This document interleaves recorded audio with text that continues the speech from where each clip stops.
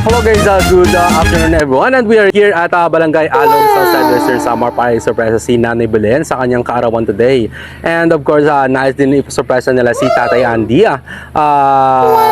kasama si Nanay Belen sa kanyang kaarawan. And maraming salamat po kay Ma'am Edeline for choosing surprise and gift delivery. At itong surprise nga pala ay all the way from Saudi, Malaysia and Philippines. At nice po nila ipaabot ang kanilang pagmamahal at sorpresa sa kanilang mga magulang dito sa Barangay Alog, Eastern Samar. So ayun, ito po yung set of package na napili nila para sa kanilang minamahal na ina.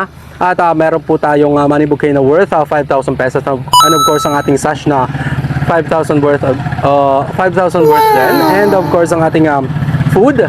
Meron tayong assorted food dito. Meron tayong pansit. Meron tayong assorted kanin.